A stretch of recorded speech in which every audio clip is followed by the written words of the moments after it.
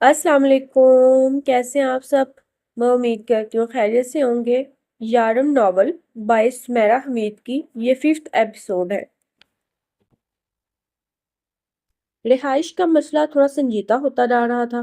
جو رہائش مل رہی تھی وہ مہنگی تھی، جو سستی تھی یا تو وہ بہت دور تھی یا لڑکوں کے ساتھ تھی، یعنی لڑکے اور لڑکیاں ایک ہی فلیٹ میں۔ سب اس کے لیے اپنی اپنی جگہ پر کوشش کر رہے تھے۔ وہ ایک دو برطانوی، پاکستانی، ہندوستانی گھرانوں میں بھی گئی، لیکن وہ رہائش بھی اس کی گنجائش سے بہت زیادہ تھی۔ وہ بہت نارمل سی ایک رہائش افورڈ کر سکتی تھی، یعنی بے حد سستی سی، جتنی زیادہ سستی ہو سکے اتنی سستی، اور یونیورسٹی کے پاس بھی۔ ایک لینڈ لیڈی ہیں تو، لیکن ایک مسئلہ ہے کہ وہاں کم ہی لوگ رہنے میں کامیاب ہو سکے ہیں۔ ان کو سمجھنا بہت مشکل ہے۔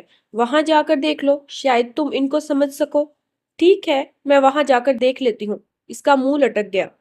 ہاں، ایسے ہی منہ لٹکا لینا، اور وہ اپنا مشہور زمانہ ازموا فکرہ ضرور کہنا۔ منوس ماری، مجھے تو مر جانا چاہیے۔ اس بات پر وہ نوال سے زیادہ ہنسی۔ ایک تو لڑکیاں ہیں جو وہاں گئی تھیں، ایک چند دن بعد ہی واپس آ گئی، اور ایک نے چند ہفتے بعد وہ گھر چھوڑ دیا۔ وہ اسے شٹل کاک کہہ رہی تھی۔ نام اچھا ہے، شٹل کاک۔ کہانی آتی ہے تمہیں؟ ہاں، ایک دو آتی ہیں۔ گڈ۔ سنا ہے وہ ہر رات کہانی سنتی ہیں۔ اچھا، صرف کہانی؟ مطلب کرایہ نہیں لیں گی؟ ہاں ہاں ہاں، کرایہ تو ضرور لیں گی، ساتھ میں کہانی بھی۔ ٹھیک ہے، میں دو چار کہانیاں یاد کر کے جاتی ہوں۔ شٹل کاک کا پتہ لے کر وہ چھٹی والے دن شام کو آ گئی۔ یہ ایک دو منزلہ برطانوی طرز تعمیر کا کافی بڑا گھر تھا۔ گھر کے آگے سبزے کا بڑا کتا تھا، جس میں مختلف اقسام کے پودے اور پھول لگے تھے۔ ساری عمارت سفید رنگی تھی، اور وائٹ ہاؤس کا چھوٹا سا منا سا نمونہ لگ رہی تھی۔ امرا کو شٹل کاک کا بیرونی نظارہ بہت پسند آیا، بلکہ بہت ہی زیادہ پسند آیا۔ اگر اسے یہاں رکھ لیا جائے تو وہ کافی شاندار قسم کی رہائش گاہ ثابت ہونے والی تھی۔ بیل دی اور کافی دیر تک دیتی رہی، کھڑکیوں سے بھی جھانکتی رہی، دروازہ بھی بجایا، لیکن کوئی بات نہیں بنی۔ وہ دروازے کے پاس سیڑھی پر بیٹھ گئی کہ شاید مالکن بازار گئی ہو۔ کوئی 20 منٹ بعد دروازہ کھلا۔ وہ جلدی سے اٹھ کر دروازے تک آئی۔ مجھے کہانی آتی ہے، جھٹ سے کہا۔ سامنے والی کی ہنسی کا فوارہ نکلا۔ وہ ہلکے گلابی رنگ کے ساڑی میں تھی، لمبی پتلی سانولی سی، کالے سیاہ بالوں کی چوٹی بنائے ہوئے اور انہیں کندھے پر گرائے ہوئے۔ مجھے کمرہ چاہیے، اندر آ جاؤ۔ وہ ہنستی ہوئی اندر کی طرف بڑھی۔ امرا بھی اس کے پیچھے چلنے لگی۔ بعد ازاں امرا کو معلوم ہوا کہ وہ لینڈ لیڈی کو شام کی چائے پلا رہی تھی۔ پھر ان کا منہ دھلایا، کپڑے تبدیل کروائے، بیل دینے والا دروازہ پیٹنے والا جائے باہر میں۔ ہم کیا کریں؟ لینڈ لیڈی کی نشست گاہ میں ٹھنڈے آتش دان کے پاس بیٹھی باب جبریل کا انگلش ترجمہ پڑھ رہی تھی۔ اس کی سانس اٹکنے لگی۔ یعنی شاعری بھی سنانی پڑے گی، اور وہ بھی ایسی اعلیٰ پائے کی؟ یعنی یہاں بھی اس کا کام بننے والا نہیں تھا۔ بہت دیر اس کا انٹرویو ہوتا رہا۔ وہ بہت صبر سے اور اپنی طرف سے چلاکی سے بہت سارے سوالات کے جوابات دیتی رہی۔ کھانا پکا لیتی ہو؟ کیا کیا پکا لیتی ہو؟ چاول، روٹی، اور تندور ہو تو نان بھی لگا لیتی ہوں۔ اس نے اس چیز کا نام لیا جو برطانیہ میں میسر ہو ہی نہیں سکتی۔ تندور؟ بیسن کی روٹی، آلو، گوبھی، کیمے کے پراٹھے، مولی کے بھی دان پر بیسن لگا کر اسے بھی تل لیتی ہوں۔ بہت مزے کا بنتا ہے۔ آلو کے پکوڑے، بینگن، پالک، چکن کے، مچھلی کے بھی بنا لیتی ہوں۔ لینڈ لیڈی اپنے بچوں کے سے چھوٹے چھوٹے ہاتھ توڑی تلے رکھے اسے دیکھتی رہی۔ ہو چکا تمہارا؟ اب بتاؤ، کھانا پکا لیتی ہو؟ اس کا منہ لٹک گیا۔ اس کی چالاکی کسی کام نہ آئی۔ دادی ٹھیک کہا کرتی تھی کہ انسان کو زندگی میں سب کام آنے چاہیے۔ نامعلوم زندگی کہاں لے جائے اور کون سا سیکھا کام آ جائے۔ گوشت کا سالن اور چاول، بس روٹی بھی۔ سادھنا، یہ پراٹھوں کی اتنی ورائٹی کام کی ہے؟ جی، ہفتے میں 2 بار یہ ہو جائے گا۔ باقی گوشت کا سالن اور چاول۔ میڈم سادھنا اسی کے ساتھ صوفے پر ذرا کنارے پر بیٹھی تھی، سویٹر بن رہی تھی۔ سودا سلف بھی لانا ہوگا۔ جی، میں لے آؤں گی سنڈے کے سنڈے۔ سنڈے ونڈے ہم نہیں جانتے، جب جب سادھنا کہے گی لانا ہوگا۔ تازہ سبزی آتی ہے روز؟ حلال گوشت آتا ہے؟ بولو ہاں یا نہ۔ ہاں جی ہاں۔ گڈ۔ اچھا، اب بولو، کہانی آتی ہے کوئی؟ جی، آتی ہیں 2۔ گڈ۔ کون کون سی؟ سناؤ ذرا۔ ایک کوا تھا، بہت پیاسا تھا، ادھر اڑا ادھر اڑا۔ دوسری دوسری خرگوش اور کچھوے والی۔ سادھنا تیزی سے سلائیاں چلانے لگی تاکہ اس کی ہنسی کم سے کم اس کے منہ سے نکلے۔ لینڈ لیڈی البتہ ہونٹ پیچھے بیٹھی رہی۔ بی بی، یہاں رہنا ہے یا نہیں؟ رہنا ہے۔ تو کہانیاں بدلو، میں اچھی اچھی کتابیں لے لوں گی، آپ کو پڑھ کر سناؤں گی۔ گڈ، کرایہ پہلے بتا دے پلیز، پہلے شرائط تو سن لو۔ تم سے پہلے 3 لڑکیاں جا چکی ہیں، تم چوتھی آئی ہو۔ سادھنا یہاں 2 سالوں سے رہ رہی ہے۔ اس نے سہم کر سادھنا نامی لڑکی کو دیکھا۔ ہائے، میری عمر بھی اتنی لگتی ہے کیا؟ سادھنا سے پہلے یہاں 6 لڑکے رہ کر گئے ہیں۔ اچھے لڑکے تھے، سارا کام کر دیتے تھے، میں تو اب بھی لڑکوں کے حق میں ہی تھی، پر اب سادھنا کی وجہ سے لڑکیاں ہی رکھتی ہوں۔ سارے گھر کی صفائی کرنی ہوگی اور صبح ہی کر کے جانی ہوگی۔ باقی کے کمرے بند ہیں اور جتنا بھی گھر استعمال ہو رہا ہے وہ تمہیں صاف کرنا ہوگا، کھانا بنانا ہوگا، ہفتے میں 2 دن پودوں کی کانٹ چھانٹ اور کھڑکیوں کی صفائی۔ ایک ہفتہ تم میرے کپڑے لانڈری کرو گی اور استری بھی، اور ایک ہفتہ سادھنا کرے گی۔ جتنی زیادہ لڑکیاں یہاں رہنے کے لیے آ جائیں گی اتنا ہی کام کم ہو جائے گا۔ میرے کمرے کا جو سینٹرل کارپٹ ہے اسے دھوپ کے دنوں میں تمہیں دھوپ لگوانی ہوگی۔ پاکستان میں اپنے گھر کا نمبر مجھے دے دینا، کیونکہ اگر میں نے تمہیں ٹریک سے اترتے ہوئے دیکھا، یعنی اگر تم میں کوئی غلط حرکت دیکھی تو میں فوراً تمہارے گھر والوں کو بتاؤں گی۔ تم ایک مسلمان لڑکی ہو، اس لیے میں تمہارے پاس کوئی ایسی ویسی چیز نہ دیکھوں، ورنہ میں تمہیں فوراً یہاں سے نکال دوں گی اسی وقت، چاہے باہر برف باری ہو رہی ہو اور تم نمونیا کا شکار ہو۔ تمہارے ہر طرح کے دوست یہاں آ سکتے ہیں، لیکن اگر میں نے ان دوستوں میں خرابی دیکھی تو بھی تمہیں یہ جگہ چھوڑنی ہوگی۔ بے شک تمہیں پورے انگلینڈ میں کہیں جگہ نہ ملے۔ اگر میں سوتی ہوں تو چٹکی کی آواز سے بھی اٹھ جاتی ہوں، اس لیے جب میں سوؤں تو تم ایسی ہو جانا جیسے گونگی ہو۔ لینڈ لیڈی بولتی رہی۔ وہ جس صوفے پہ بیٹھی تھی اسی پر اونگنے لگی۔ کوئی 3 گھنٹے بعد اس کی آنکھ کھلی تو وہ اسی صوفے پر آڑی ترچھی پڑی سو رہی تھی۔ اس کی نظر چھت پر لگے بڑے سے فانوس پر گئی جو روشن تھا، لیکن اس کی نیند سے بڑی آنکھیں اس فانوس میں سے مختلف رنگ نکلتے دیکھ رہی تھی۔ وہ رنگ اڑ رہے تھے۔ کیا مجھے کسی ڈور نے اغوا کر لیا ہے؟ چھت اور قد آدم کھڑکیوں کی قد آمد پردوں کو گھورتے ہوئے اس نے سوچا۔ میں یہاں ہوں، کہاں ہوں میں؟ وہ ایک دم سے اٹھ بیٹھی۔ سادھنا لینڈ لیڈی کی راکنگ چیئر کے پاس صوفے پر بیٹھی کہانی سنا رہی تھی۔ اسے لگا وہ صرف 5 منٹ ہی سوئی ہے۔ اور کیا کیا کہہ رہی تھی آپ؟ وہ آنکھیں ملنے لگی۔ تم ایسے ہی ہر جگہ لیم لیٹ ہو جاتی ہو لڑکی، لینڈ لیڈی ہنس کر بولی۔ امرا لفظ لیم لیٹ پر حیران ہوئی۔ خالص دیسی لفظ تھا، یقیناً کوئی پاکستانی سکھا کر گیا تھا انہیں۔ نہیں جی، بس آج تھکی ہوئی تھی تو۔ جاؤ کھانا کھا لو، کچن میں رکھا ہے۔ کھانا؟ جیسے صدیوں بعد یہ لفظ سنا تھا۔ وہ جلدی سے کچن میں گئی اور سارے ویجیٹیبل رائس اور چکن سوپ ہڑپ کر گئی۔ کافی بنائی اور مگ لے کر آ گئی۔ لینڈ لیڈی سے دیکھتی رہ گئی۔ کافی کس سے پوچھ کر بنائی تم نے؟ اوہ، پھر غلطی کر دی اس نے۔ وہ خاموش کھڑی دونوں خواتین کو دیکھتی رہی اور منہ لٹکا لیا، شکل پر بے چارگی لے آئی۔ بیٹھ کر پی لو۔ لینڈ لیڈی کے اعصاب کچھ ڈھیلے ہوئے۔ وہ بیٹھ کر پینے لگی۔ برا نہ ماننا پر تم ایشیا والے بہت تنگ کرتے ہو۔ ایک لمبا وقت تمہیں بنیادی اخلاقیات سکھانے میں لگ جاتا ہے اور تم لوگ کھاتے بھی بہت ہو۔ مجھے کوئی اعتراض نہیں، پر تھوڑا اپنی عادت پر قابو پاؤ، انہیں درست کرو۔ امرا خاموشی سے کافی پیتی رہی۔ تم جا کر سو جاؤ سادھنا، اور تم امرا مجھے میرے کمرے میں لے چلو۔ وہ انہیں کمرے تک لے آئی۔ وہ ایک ٹانگ سے معذور تھی، دائیں ٹانگ فالج زدہ تھی، دایاں ہاتھ بھی مشکل سے حرکت کرتا تھا، لیکن ٹانگ کی طرح مفلوج نہیں تھا۔ انہیں ان کے بیڈ پر لٹایا۔ میرے بال بھی اتار دو۔ بال؟ امرا کو لگا ان کے دماغ کے ساتھ کچھ مسئلہ ہے۔ ہاں بھائی آؤ تو وہ قریب ہوئی اور بالوں پر ہاتھ رکھ کر کھینچا اور وگ اس کے ہاتھ میں آ گئی اور اندر سے بامشکل آدھ انچ لمبے بال نکلے۔ پھر وہ سوئچ بورڈ کی طرف آئی۔ اگر اس نے ٹھیک سے گنے تو وہاں کم سے کم 25 سے زیادہ بٹن تھے۔ نائٹ بلب کا شیڈ پسند کرنے میں انہوں نے کافی زیادہ وقت لیا۔ پھر ہلکے سرمئی کو انہوں نے اتوار کی رات کے لیے پسند کیا اور اسے جانے کے لیے کہا۔ تم 7 والے کمرے میں سو جاؤ، صبح اپنا سامان لے آنا۔ خوشی سے اس کی چیخ نکل گئی، کیونکہ 3 وقت کے کھانے کے ساتھ یہ جگہ اسے بہت سستی پڑ رہی تھی۔ اور ہاں، دوبارہ کچن میں نہ جانا۔ لیکن وہ پہلے کچن میں گئی، 1 کپ اور کافی بنائی اور 1 کپ کافی کی قیمت کچن کاؤنٹر پر رکھ دی اور کمرے میں آ کر سو گئی۔ درمیان میں اس کی آنکھ کھلی تو اسے اپنی غلطی کا شدید احساس ہوا۔ اس نے فوراً شرلی کو فون کیا۔ میں پولیس کو کال کرنے ہی جا رہی تھی، تم نے ہمیں پریشان کر دیا۔ وہ ابھی اتنی ذمہ دار نہیں ہوئی تھی۔ اگلے دن سامان لا کر اس نے کمرے میں سیٹ کیا۔ پھر اسی دن سنی ڈے تھا تو کارپٹ کو اٹھا کر دھوپ میں ڈالا۔ کپڑے دھوئے، استری کیے، پھر انہیں لیڈی میڈ کے وارڈروب میں لٹکایا۔ سادھنا کے ساتھ مل کر کھانا بنایا اور پھر کیفے آ گئی۔ واپسی پر بک سٹور ہوتی گئی، لیکن وہاں اردو کی کتابیں بہت کم تھی، جو تھی وہ بہت ادبی تھی، زیادہ تر شاعری کی تھی۔ آگ کا دریا، خدا کی بستی، اداس نسلیں، من چلے کا سودا، وغیرہ وغیرہ۔ ایک تو وہ فی الحال اس طرح کی مہنگی کتابیں خرید نہیں سکتی تھی، دوسرا اس عمر میں اپنے سر کے بال جڑوانا نہیں چاہتی تھی۔ وہ یہ سب کتابیں پڑھ چکی تھی، لیکن پڑھ کر سنا نہیں سکتی تھی۔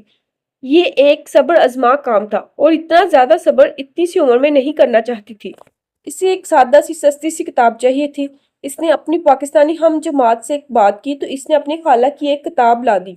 کھیل تماشا اشفاق احمد کی۔ ایک تو مفت میں کتاب مل گئی تھی، دوسرا زیادہ موٹی نہیں تھی۔ اپنی باری پر اس نے لیڈی مہر کو کھیل تماشا سنانا شروع کی تو وہ مزے سے سنتی رہی، لیکن امرا کے دماغ کے کہیں اوپر سے الفاظ گزر گزر کر جاتے رہے۔ وہ بلا شبہ اپنے طرز کی شاہکار کتاب تھی، لیکن امرا جیسے کن ذہن اسے بیکار بنا رہے تھے۔ لیڈی مہر اسے بار بار پیچھے لے جاتی، کئی کئی سطروں کو بار بار پڑھواتی۔ اتفاق سے اس نے ایک بڑا مارکا سر کر لیا تھا۔ کھیل تماشا کے سننے والے اور سنانے والے دونوں کا دل مول لیا تھا۔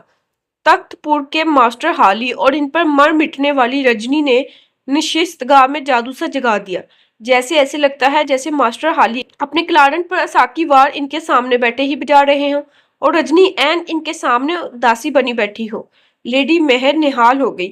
بہت کمال، بہت شاندار۔ سادھنا قدیم بنگالی اور بھوجپوری لوک کہانیاں سناتی تھی، جو اس نے اپنے بنگالی باپ بھوجپوری ماں سے سنی تھی۔ وہ حیرت انگیز طور پر وہ کہانیاں اتنی تھی کہ امرا کو لگتا سادھنا نے اپنی زندگی میں اتنے سال صرف کہانی سنتے ہی گزارے ہیں۔ جب وہ رات کو کہانی شروع کرتی تو اس کی آواز میں سارے بنگال کا سحر سمٹ آتا۔ وہ گنگا جمنا کی طرح رواں دواں ہو جاتی، ہلکوڑے کھاتی، شفاف ہو جاتی۔ اکثر کی کہانیاں پرسوز ہوتی، لیکن وہ انہیں اتنی نرمی اور چاہت سے سناتی کہ لگتا ہی نہ کہ ان کہانیوں میں سوز ہے۔ سادھنا بامشکل 32 سال کی تھی، اور اس کے 8 سالہ بیٹے کو ہڈیوں کا کینسر تھا۔ سادھنا کی کہانی محبت سے شروع ہو کر امر جیت پر ختم ہوتی۔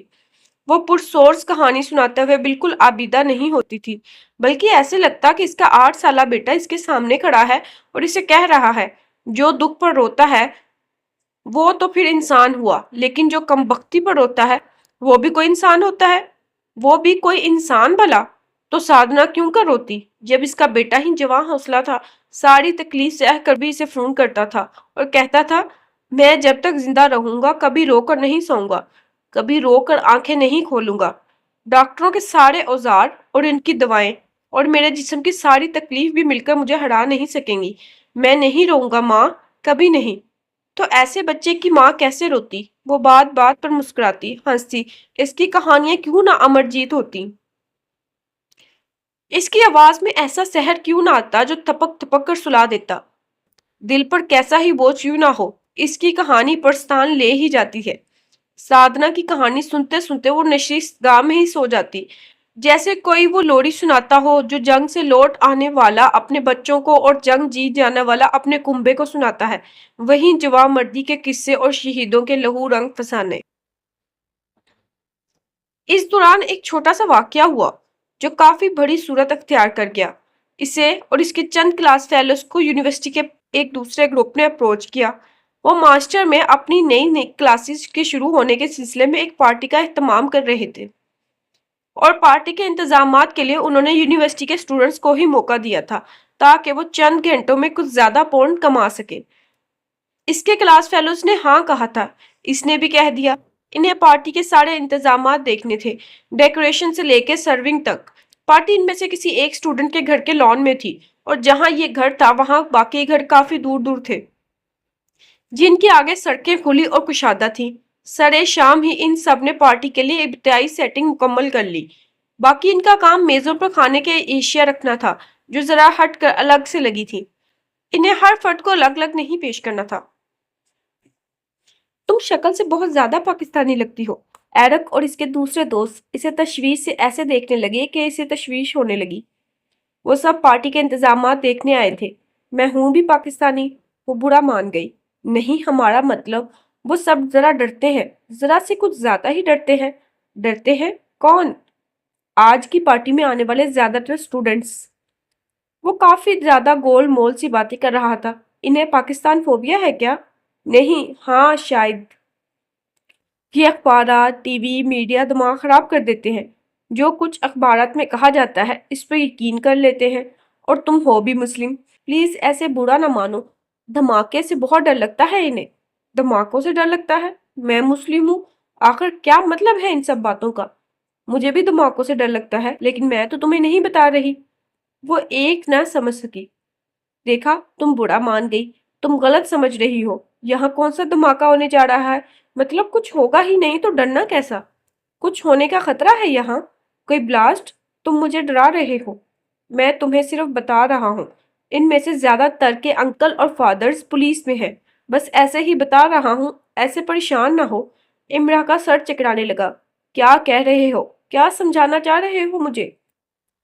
ایسے ہی تم سے باتیں شیئر کر رہے ہیں۔ ایسے باتیں شیئر کرتے ہیں؟ تم سب مجھے شک سے گھور رہے ہو۔ تمہیں لگتا ہے میں یہاں دھماکہ کروں گی؟ میں؟ کیا مذاق ہے یہ؟ ایسی تو کوئی بات ہم نے کی ہی نہیں۔ تم کیا سے کیا سوچ رہی ہو؟ ہاں، سیدھے سیدھے یہ بات نہیں کی، پر جو کی ہے ان کا مطلب خوفناک ہے۔ ڈرنے کی کوئی ضرورت نہیں۔ تمہارا تو ابھی سے رنگ اڑ گیا ہے۔ ابھی سے مطلب اس کا رنگ واقعی اڑ گیا تھا۔ وہ گڑبڑا گئے۔ مطلب ہم تو صرف باتیں کر رہے ہیں۔ ایسی خطرناک باتیں ہی کرتے ہو تم سب۔ مجھے تمہاری باتیں پسند نہیں آئی۔ وہ اپنے کام میں لگ گئی اور اندر ہی اندر سہم بھی گئی۔ یعنی اگر ذرا سی بھی کوئی گڑبڑ ہوئی تو یہ لوگ صاف صاف اس پر الزام لگا دیں گے۔ پولیس اور پھر لان میں ایک طرف اونچائی پر ڈی جے کا انتظام کیا گیا تھا، جیسے کلب میں ہوتا ہے۔ اندھیرا گہرا ہوا تو ٹوسٹ لائٹس نے اور ٹوسٹ بڑھا دیا۔ انہوں نے ڈی جے ساؤنڈ چیک کیا جو خطرناک حد تک تیز تھا۔ نیلی، پیلی، ہری، لال ٹوسٹ لائٹس حرکت کرنے لگی۔ سب آنے لگے۔ انہوں نے میزوں پر پہلے سے سافٹ ڈرنکس رکھ دی تھی۔ 2 گھنٹے بعد انہیں کھانے کی چیزیں رکھنی تھی۔ 1 گھنٹہ گزر گیا، دوسرا بھی گزر گیا۔ ان سب نے مل کر میزوں پر کھانے کی اشیاء رکھ دی۔ ڈی جے نسبتاً ہلکی آواز میں میوزک کے ساتھ ترجمات کر رہا تھا، جو امرا کو کافی پسند آئے۔ وہ گلاسوں کی ٹرے رکھنے جا رہی تھی کہ ایرک نے اسے آواز دی۔ وہ اس کے قریب جا ہی رہی تھی کہ ایک زوردار، دہشتناک دھماکہ ہوا۔ اتنا زوردار کہ کانوں کے پردے پھٹنے کے قریب ہو گئے۔ امرا بری طرح لڑک کر گری۔ اسی دھماکے کے ساتھ شیشے ٹوٹنے کی آوازیں اور کچھ انسانی چیخوں کی آوازیں بھی آئیں۔ پورے 1 منٹ تک سناٹا رہا۔ امرا زندگی میں کبھی اتنی خوفزدہ نہیں ہوئی تھی جتنی اس دھماکے سے ہو گئی تھی۔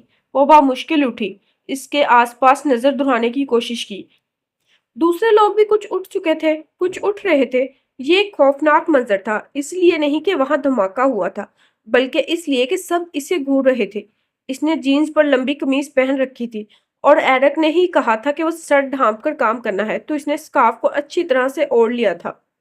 امرا کو پہلے یہ صرف اپنا وہم لگا کہ سب ٹک ٹکی باندھے اسے ہی دیکھ رہے ہیں۔ پھر اس نے ذرا گردن گھمائی تو وہم لگنے والا خیال 100% خوف میں بدل گیا۔ وہ سب اپنی اپنی جگہ جمے اسے ہی دیکھ رہے تھے، گھور رہے تھے۔ ان میں سے ایک نے کپ کپاتے ہونٹوں کے ساتھ انگلی اٹھا کر اس کی طرف اشارہ کیا۔ یو ڈڈ دس! تم نے کیا ہے یہ! اتنی سی بات سے کسی نے اس کے سر پر دوسرا دھماکہ کیا۔ لمحے کے 1000ویں حصے میں اس کے ذہن میں 9/11، لندن، ٹربن دھماکے، اخبارات، ٹی وی چینلز کی سب خبریں، ڈاکومنٹریز گڑبڑ ہو کر چکرانے لگیں۔ دہشت گرد! یو ڈڈ دس! دہشت گرد! یو! اس کا سر چکرانے لگا۔ دہشت اس کے چہرے پر نظر آنے لگی۔ مجھے نہیں معلوم۔ وہ اٹک اٹک کر ہونٹ ہلانے لگی۔ آواز اس کے ہونٹوں سے نکل ہی نہیں رہی تھی۔ اسے لگ رہا تھا کہ وہ ساری زندگی بول ہی نہیں سکے گی۔ اور ٹھیک اسی دوران ایک اور دھماکہ ہوا، ویسا ہی زوردار۔ ان سب نے اپنے کانوں میں انگلیاں ٹھونس لی، وہاں موجود ساری چیزیں گنی۔ شیشے کے چھوٹے ٹکڑے کی ایک بوچھاڑ آندھی کی طرح آئی۔ پیچھے کھڑے بہت سے لڑکے لڑکیاں گر گئے اور کڑاہنے لگے۔ اس طرف کافی اندھیرا تھا، لیکن ان کی چیخیں اور کڑاہیں سنی جا سکتی تھیں۔ اس بار امرا گری نہیں، کھڑی رہی، اور کافی دہشتناک انداز لیے کھڑی رہی۔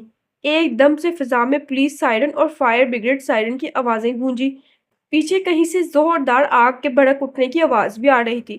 اس نے ایک بم اپنے ساتھ بھی باندھ رکھا ہے، کسی نے چلا کر اس کی طرف انگلی اٹھا کر کہا۔ سب سہم کر دور دور ہونے لگے۔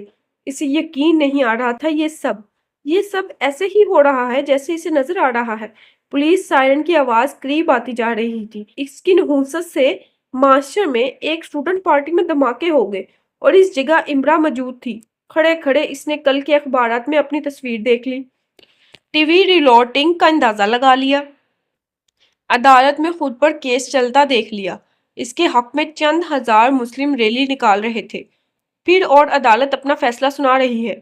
اس کے گھر والے اسے لعنت ملامت کر رہے ہیں اور وہ معصوم ہوتے ہوئے بھی اسے یورپین میڈیا دہشت گرد ثابت کر رہا ہے۔ اس کی پڑھائی کا کیا ہوگا؟ اس کا کیا ہوگا؟ وہ تو مر جائے گی۔ اور ٹھیک اسی دوران ایک اور دھماکہ ہوا اور وہ حلق کے بل چلانے لگی، پاگلوں کی طرح۔ میں نے کچھ نہیں کیا، کچھ نہیں کیا۔ ایک سیکنڈ میں وہ یہ بات 20 بار کہہ گئی، ساتھ چلاتی رہی۔ 400-500 اسٹوڈنٹ کا گروپ ادھر ادھر سے دیکھتا رہا۔ سن رہے ہو تم؟ میں نے کچھ نہیں کیا، وہ پوری قوت سے چلائی، ساری ہمت جمع کر کے، پورا زور لگا کر۔ وہ ویسے ہی کھڑے رہے جیسے کوئی سٹیج شو کھڑے ہو کر دیکھ رہے ہوں۔ تمہارا میڈیا، تمہارے ٹی وی چینلز، اخبارات جھوٹ بولتے ہیں۔ پاگل ہو تم سب، پاگل بناتے ہو دنیا کو۔ ہم دہشت گرد ہیں یا تم؟ ہم نہیں، تم ہو۔ تم نے دنیا میں فرسٹریشن کو بڑھایا ہے، تم ہو خرابی کی جڑ۔ اتنی بے وقوف نہیں ہوں میں کہ تم مجھ پر الزام لگا کر مجھے اندر کروا دو۔ میں تم سب کو مار ڈالوں گی۔ دہشت گرد نہیں ہوں میں، نہیں ہوں۔ پھر ایک دم سبزے پر بیٹھ کر وہ اونچی اونچی آواز میں رونے لگی، اور اونچی اور اونچی۔ پولیس اور فائر بریگیڈ سائرن بند ہو گئے۔ پارٹی میں صرف اس کے رونے کی آوازیں آ رہی تھی۔ وہ سب جہاں کھڑے تھے وہیں کھڑے رہ گئے۔ اب وہ ایسے کھڑے تھے جیسے ہارر مووی دیکھ رہے تھے۔ یہ سب تمہارے ساتھ پریکٹیکل جوک کر رہے ہیں۔ آواز کچھ جانی پہچانی تھی۔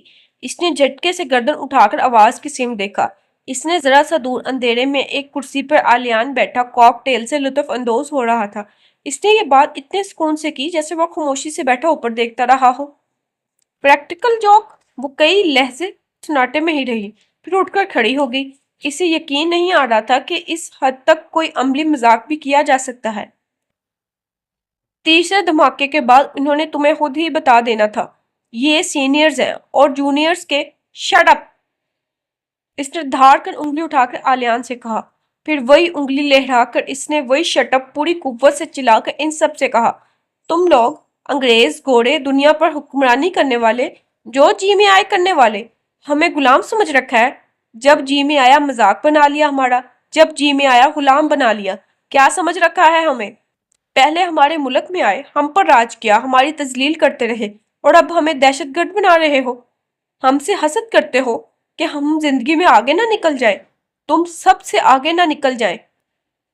گالی اور گنتی کے لیے ہر انسان اپنی مادری زبان استعمال کرتا ہے کہ مصداق وہ روانی سے چیخ چلا کر اردو میں ان پر برس رہی تھی۔ آلیان ساتھ ساتھ انگریزی میں ترجمہ کرتا جا رہا تھا۔ تم انگریز گورے ہمارے ملک میں آئے، ہم نے تمہاری میزبانی کی، تمہیں بادشاہ بنایا، جاتے ہوئے تمہیں کوہ نور تحفے میں دیا۔ آلیان اپنی مرضی کا ترجمہ کر رہا تھا، اسے اور بھڑکا رہا تھا۔ امرا کے پاس آلیان سے نپٹنے کا وقت نہیں تھا۔ تم لوگ خود کو سمجھتے کیا ہو؟ کیا سمجھتے ہو تم لوگ خود کو؟ ہاں، بہت بڑی توپ قوم ہو تم، نیک شریف پڑھے لکھے، اور ہم جاہل گوار دہشت گرد۔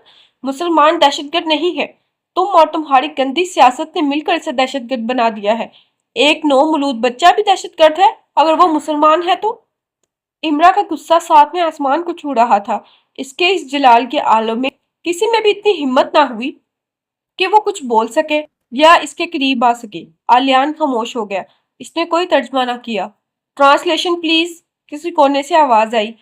جوک کرنے کے لیے تمہیں یہی جوک ملا؟ خود تم نے گوانتانامو میں کیا کیا؟ وہ امریکی تھے، آلیان بولا، وہ ظالم تھے۔ ظالم کسی قوم سے نہیں ہوتا، اور یہ سب بھی ظالم ہے، اس نے ہاتھ لہرا کر کہا۔ آنسو کا دریا اس کی آنکھوں سے بہنے لگا۔ ٹرانسلیشن پلیز، آواز پھر آئی۔ امرا نے ایک قہر آلود نظر سب پر ڈالی اور اس بار انگلش میں بولی، اس مذاق سے اگر میرا ہارٹ فیل ہو جاتا، اگر میں مر جاتی، اتنا گھٹیا مذاق، تم لوگ اتنے ظالم ہو کہ مذاق بھی اتنا ظالمانہ سوچا، تف ہے تم پر۔ کتنے چھوٹے ہو تم سب، اتنی بڑی یونیورسٹی میں پڑھتے اور یہ سب سیکھتے ہو، گندے ہو تم، جاہل۔ تم نے میری بے عزتی کی ہے، مر جاؤ سب کے سب تم۔ اتنے پونڈز تم نے دماغوں پر لگا دیے، اگر وہی پونڈز تم… کوئی پونڈ نہیں لگا۔ وہ تو ایسے ہوئے ہیں۔ ڈی جے نے بٹن دبایا اور ایک زوردار دھماکہ ہوا، یعنی وہ ساؤنڈز چھوڑ رہا تھا۔ اللہ انہیں نظر بد سے بچائے، کس قدر ٹیلنٹڈ تھے۔